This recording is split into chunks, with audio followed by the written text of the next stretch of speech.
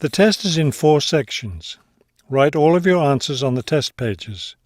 At the end of the test, you will be given 10 minutes to transfer your answers to an answer sheet. Now turn to Section 1 on page 45.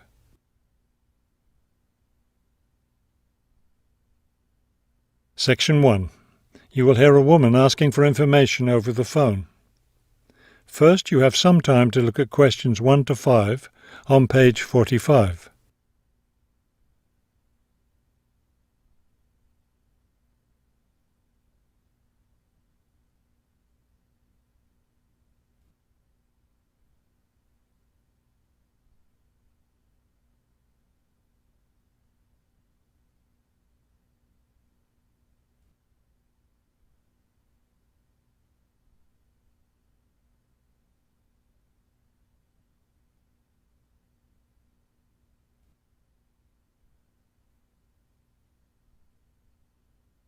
You will see that there is an example that has been done for you.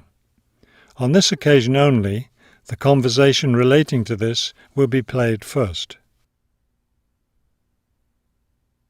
Good afternoon, Plainfield Community Centre. Yes, hi. I'm new in town, and I was curious about the services the community centre has to offer. The man answers the phone. Plainfield Community Centre. So the words Community Centre have been written at the top of the form. Now we shall begin. You should answer the questions as you listen, because you will not hear the recording a second time. Listen carefully and answer questions 1 to 5.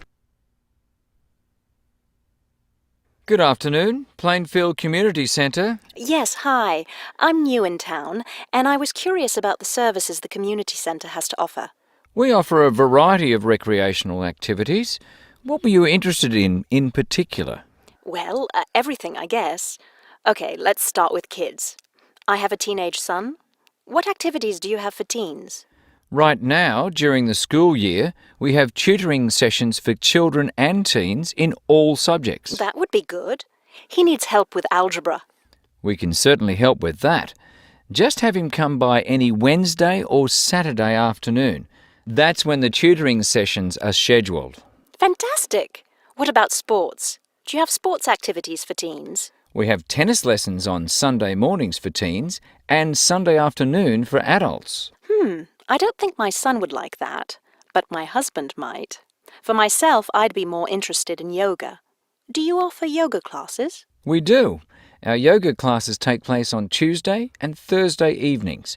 We divide it up into several groups, so there's one class for younger children, one for teens, and one for adults. Really? I doubt my husband and son would be interested, but I'd like to sign up for yoga. I also like reading. Do you have any book clubs? We have one just about to start. The first meeting will be next Friday morning.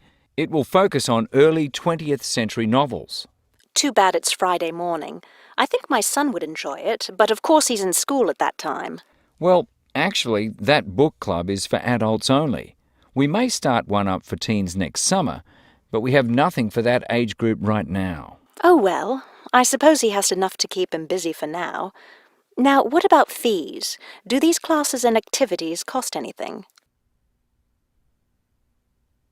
Before you hear the rest of the conversation, you have some time to look at questions 6 to 10 on page 45.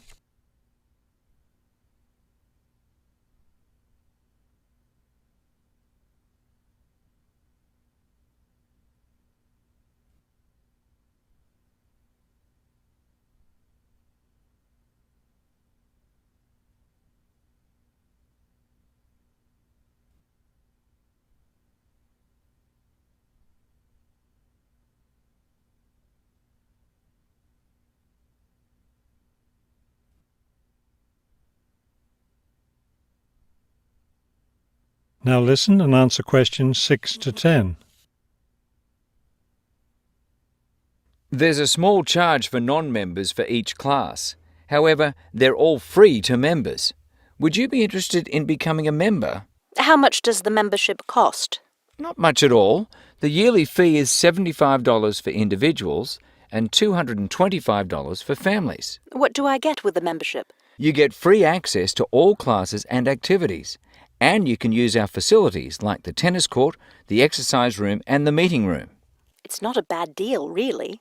Could you tell me exactly where the centre is located? It's at 107 Elliott Street. Is that Elliot with 2 L's or 1 L? 1L. E-L-I-O-T.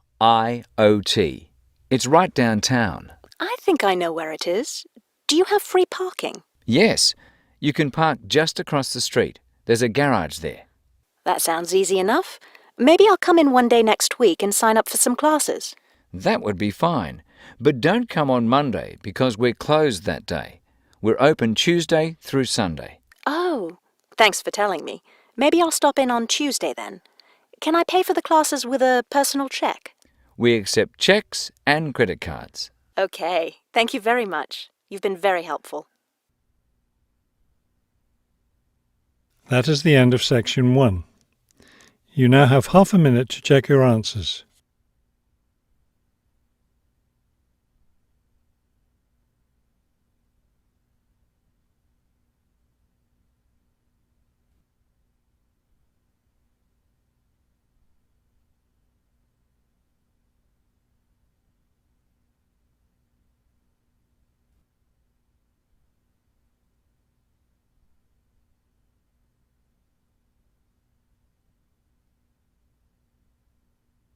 Now turn to section 2 on page 45.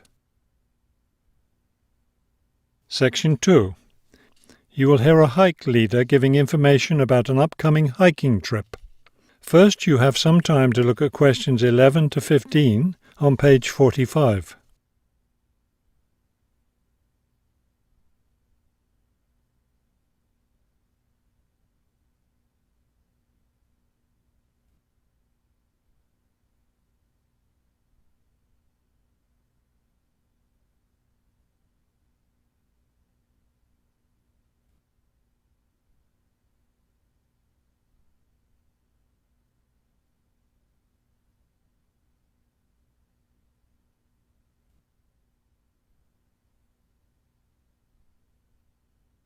As you listen to the first part of the talk, answer questions 11 to 15. Good evening, everyone. As you know, this is our last meeting before we set off on our annual week-long hiking trip. So tonight I'll be telling you everything you'll need to know to be ready for the trip. Let's talk about equipment first. Having the right equipment is essential for your comfort and safety.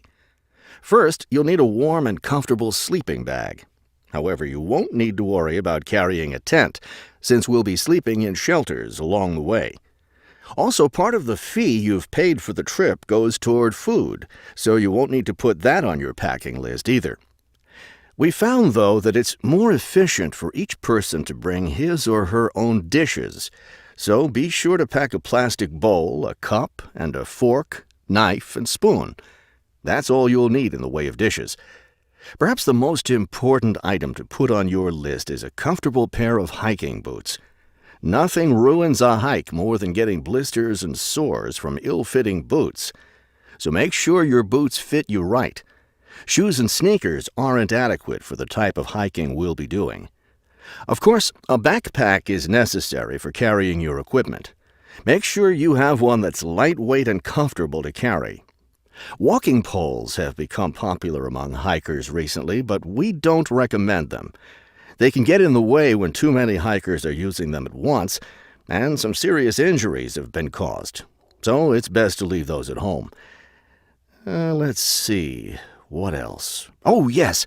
Some people have asked me about trail maps. They're available, but you really don't need them, as your hike leaders have scouted out the trail and will be guiding you along the way. And don't forget to bring a warm jacket. You may think you won't need one in this warm summer weather, but remember that evenings in the mountains can get quite cold. Is there anything else I need to tell you? Oh, yes, your guides will each be carrying a first aid kit, so that's one less thing for you to pack yourself. Remember, you'll be carrying your backpack all day, so keep your load light and don't overpack. Before you hear the rest of the talk, You have some time to look at questions 16 to 20 on page 46.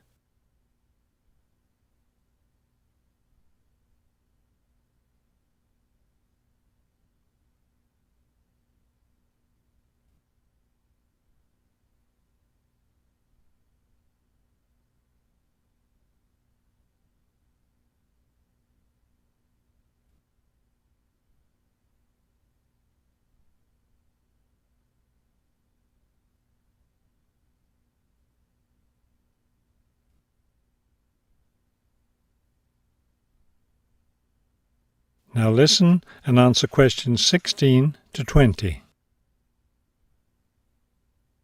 I know you're all experienced hikers, but it's always worth repeating the rules of the trail since they're so important.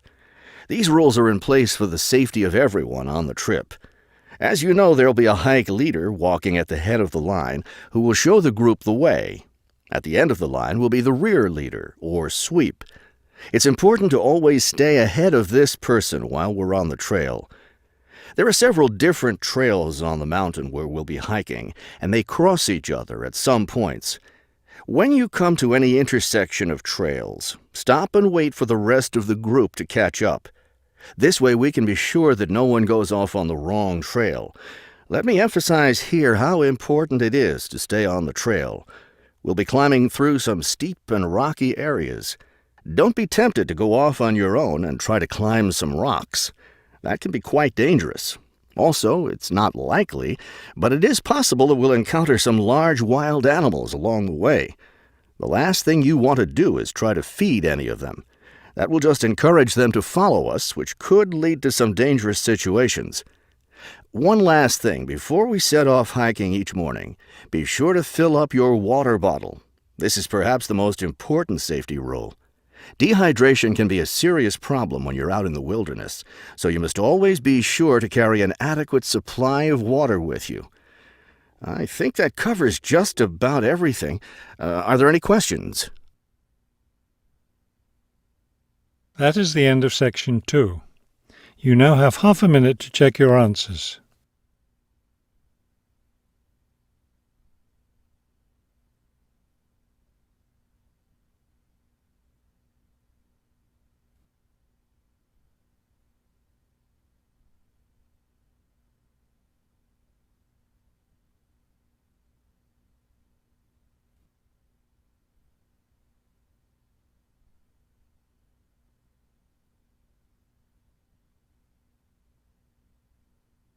Now turn to section 3 on page 46. Section 3. You will hear a conversation between a university student and a faculty advisor about the requirements for the student teaching semester. First, you have some time to look at questions 21 to 24 on page 46.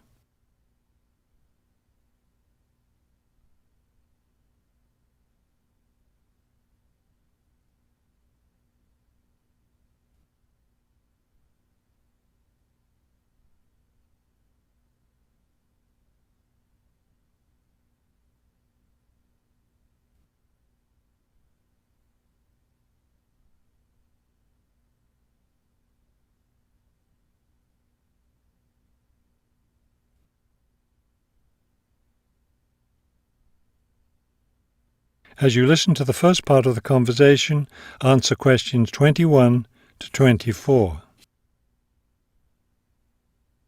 I'd like to go over with you today some of the requirements for your student teaching, which you'll be undertaking next semester. I'm really looking forward to working in a real classroom and teaching children, but I'm nervous about it too. One of my roles is to provide you with whatever support you may require. One thing that helps me do that is to know what you're doing in the classroom, so I require all my students to keep a journal about their teaching experience. That sounds like a lot of work. Will I have to write in it every day? Yes, if you can. You'll give it to me at the end of each week. Another thing I'll want from you is a few sample lesson plans. I'll let you know ahead of time exactly how I want you to do them. Several of us from the university will be student teaching at the same school. Are we supposed to get together regularly to discuss our work? I'll meet with each student teacher individually, but you aren't required to meet with each other. Of course, you can talk together as much as you want. You will, however, have to observe some of the other teachers in the school, besides the teacher you'll be working with. Then will I get an evaluation from my supervising teacher at the end of the semester? Actually, no. I'll do your evaluation, and I'll base it on several things. One is your required portfolio, which should contain samples of your class activities and your students' work. Another important thing is your term paper. Then there won't be a final exam? No, we don't feel that's necessary for student teaching. Before you hear the rest of the conversation, you have some time to look at questions 25 to 30 on page 46.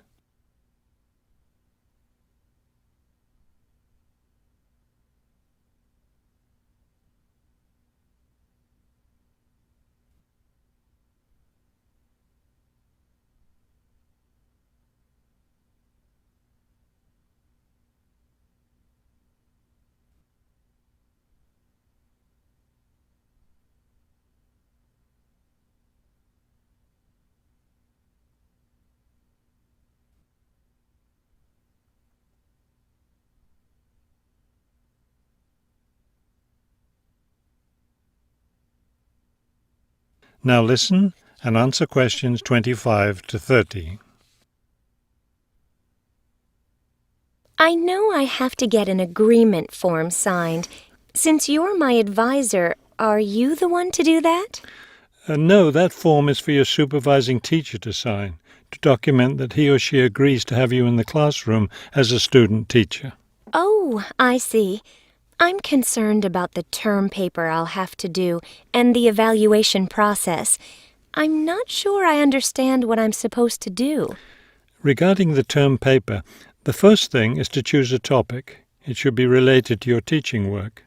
You should let me know your term paper topic by the end of the first week of the semester. Will you be observing me regularly in the classroom?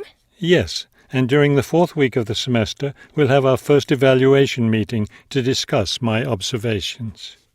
One thing I'm really looking forward to is the student-teacher conference that the university puts on every year. I'm glad you're looking forward to it. Of course, everyone in the program is required to attend. The conference takes place, let me check. Yes, the seventh week of the semester. When will I have to turn in my term paper? The term paper is due by the end of the 14th week of the semester. Then during the 15th and final week, we'll get together one last time for a semester review. Wow, it looks like I have a busy semester ahead of me. That is the end of section 3. You now have half a minute to check your answers.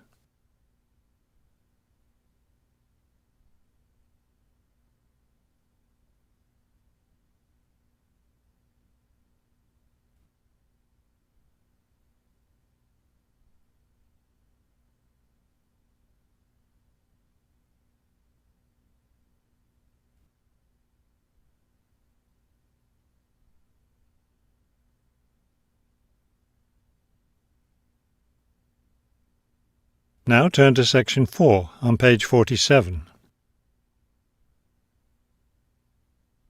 Section 4. You will hear a lecture about customer psychology. First, you have some time to look at questions 31 to 35 on page 47.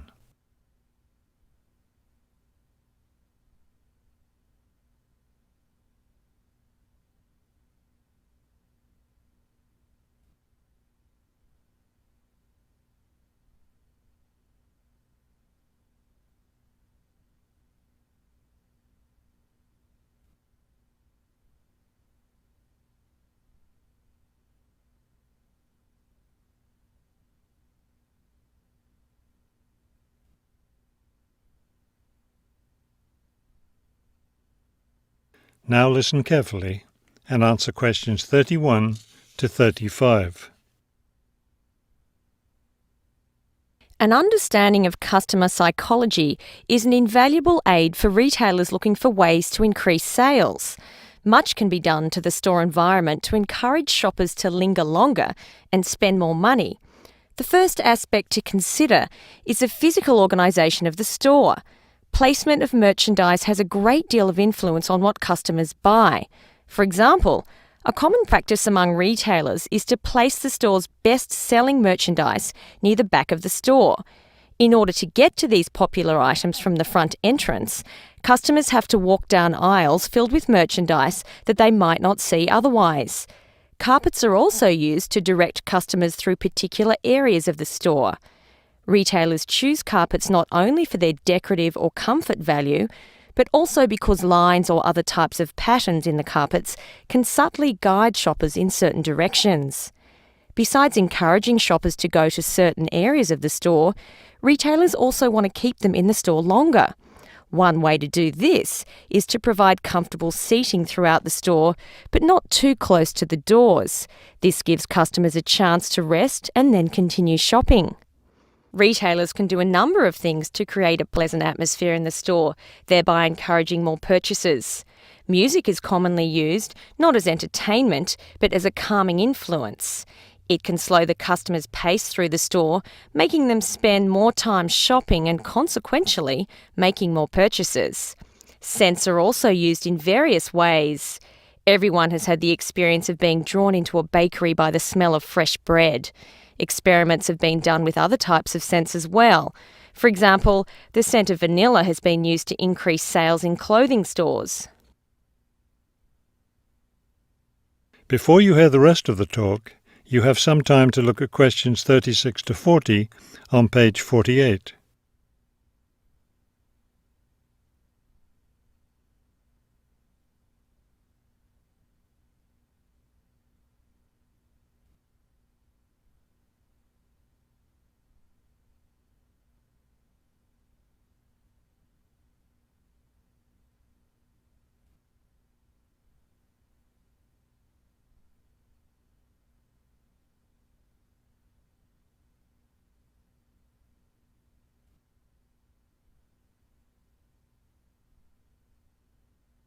Now listen carefully and answer questions 36 to 40. Use of colour is another important aspect of store environment. Certain colours can affect behaviour as well as mood. Light purple, for example, has been found to have an interesting effect on customer behaviour.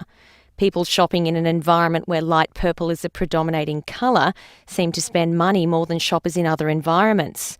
Orange is a colour that's often used in fast food restaurants. It encourages customers to leave faster, making room for the next group of diners. Blue, on the other hand, is a calming colour. It gives customers a sense of security, so it's a good colour for any business to use. In addition to using colour to create mood and affect customer behaviour, colour can also be used to attract certain kinds of customers to a business. Stores that cater to a younger clientele should use bold, bright colours, which tend to be attractive to younger people. Stores that are interested in attracting an older clientele will have more success with soft, subtle colours, as older people find these colours more appealing. That is the end of section 4. You now have half a minute to check your answers.